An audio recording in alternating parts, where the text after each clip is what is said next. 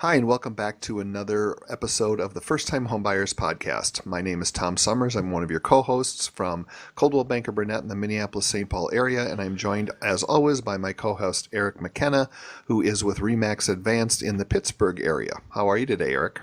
I'm doing great. Great to be here. All Great to right. be here. Yeah, so we are getting close to finishing up our series on purchasing a home and all the steps. And we appreciate you tuning in today because there may be some people who will pass this one by. And I think that it's important to discuss the final walkthrough. A lot of people don't really understand what the final walkthrough is or why you do it and the purpose. So we thought we would just kind of go over some general reasoning as to why you do it, because it's not always just a formality, and clue you guys into things that you need to know about that. So Eric, do you want to start us off? Sure. Traditionally, the final walkthrough is it's a more of a customary thing with buying a home, to be honest with you.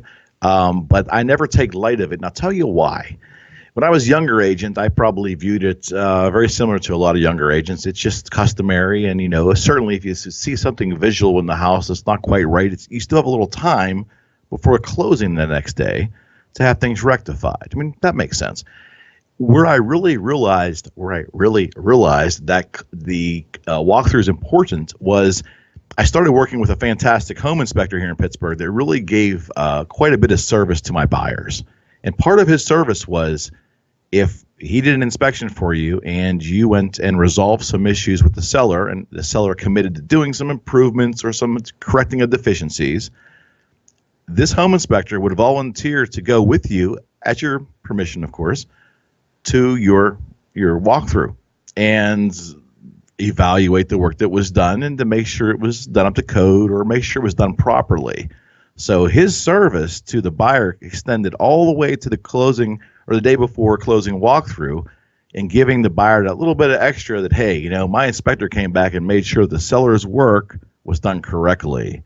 And we've had a couple instances on the electrical side where things weren't up to snuff, and we wouldn't have known visually. There was some reverse polarity on some outlets and things, and this inspector would come back. So it's wonderful to have that service from the inspector, but it also made me aware as an agent, you really want to take the walkthrough or the pre-closing walkthrough seriously. It's your last opportunity to make sure that house is as you assume you're purchasing. Yeah, and if you can find an inspector that was willing to do that, that's absolutely fantastic. That's news to me. I don't know anyone that does that here. Mm-hmm. So kudos. I mean, that's awesome. So if you can't, though, more often than not, when you have that amendment put together to have some items repaired before closing, your agent should be writing it out that all of the items will be, completed, and paper has been sent to you, proof of repairs by the final walkthrough. Mm-hmm. We typically like to do the final walkthrough a couple of days before for several reasons.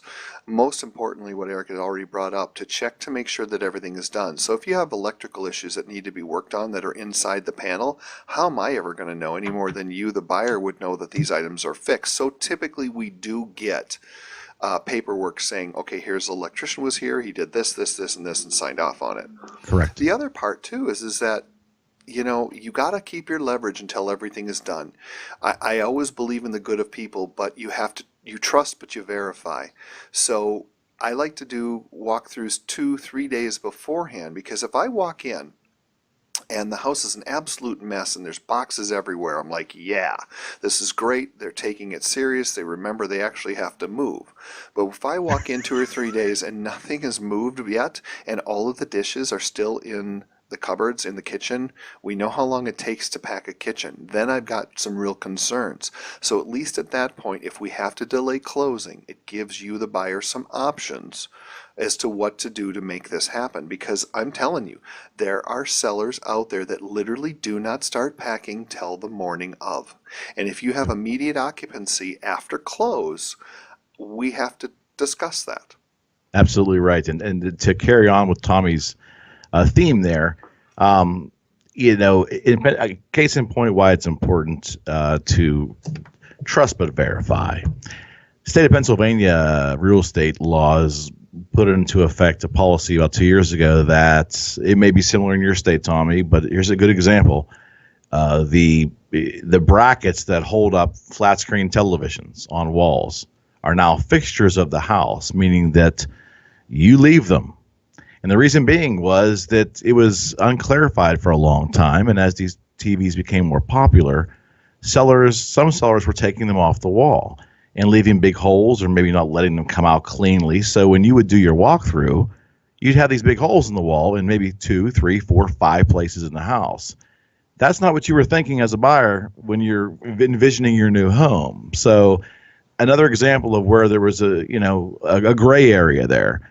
And when you viewed the home and you came under contract, the belongings were all there. The television looks great. That's probably where you're putting your television. But the walls were not correct. They were not for a new home, for a new purchase for you. It wasn't correct. And that gave us some time to get that settled. Now, hopefully the problem's corrected because now they're fixtures of the house and so forth. But that was an example where that's an unexpected surprise for a buyer. Yeah, because there's no way we as realtors can cover every contingency. We can do a lot with you with regards to personal property and laying things out.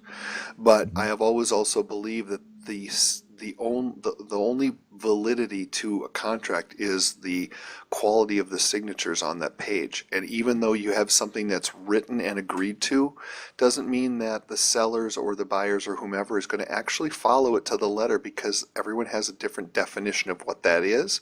There's also sellers that don't understand how hard it is to move because they've lived there for 20 years. They get down to the wire and all of a sudden they start cutting corners just to get out. So at least this gives you some type of a heads up.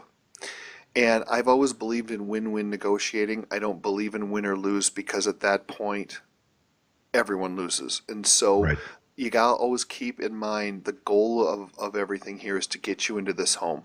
Because if you give them an extra 6 hours because they're behind, so what? At the end of the day, 6 months from now, none of that will matter anymore. Correct. So you got to keep your cool. You got to stay on top of things. And the best way you can do that is to prevent it by doing that walkthrough. And I think it's just as important to do a walkthrough, even if you had agreed on the sale and there weren't any items to be repaired. You just want to make sure that it still looks like it did beforehand. So when we're usually looking at the house, I'm always picking up the rugs and going, okay, well, the wood still looks good. But again, you have to. You get in there and all of a sudden there's 4x4 section of wood missing in the floor because they had plywood in there. We have now time to negotiate that out. So this is more of a precautionary move and extends from a formality, I guess. It does extend from a formality, but I will tell you, just little things. You view a house and there's all the furniture in there, and then all of a sudden you come back for your walkthrough and the furniture is gone, but there's a big stain on the carpeting that you couldn't see. It was under the sofa. Or in your agreement, you were receiving all of the window treatments in the contract, and we come back for the walkthrough and all the windows are bare. These are things that your agent can now go act on your behalf, contact the seller, and rectify for you. Right. But you don't want to do that after close because the seller is gone, and it's just uncomfortable. You want to get it done, protect yourself, and have a thorough walkthrough with your agent. Yep, you'll never ever get it done after. You have to resolve these issues before you sign the paper. Very much so. So just kind of think of it that way, that this is something that benefits you to do the walkthrough. I've had some sellers or buyers that don't even want to do the walkthrough, and I've had to encourage them to do so. You just have to do this, guys. It's important. Next week is the final installment in this purchasing a home, which is closing. We're going to talk about all of the things that happen on closing day, the things you need to bring, the things you need to be aware of. So make sure you tune in next week, and we'll have a plethora of great information for you. Thank you again for tuning in. We appreciate your support. Our numbers are jumping here, and we are excited that people are actually starting to respond to this. So, without a doubt. Thank you so much, Eric. It's always a pleasure. Oh, it's a pleasure. Now, one reminder, no matter where you are viewing this in any part of the country, if you're looking for a great realtor and you don't have one in your area, contact Tommy or myself. We'd be glad to get you a great referral to a great agent, realtor that we trust for you. Yep, great. I'm glad you remembered that because I always forget. So until next time, you can find us on Spreaker, YouTube, Facebook, and many other avenues. We will be expanding as we go. So thanks for tuning in, and we'll see you next week. See ya. Thanks a ton. Peace.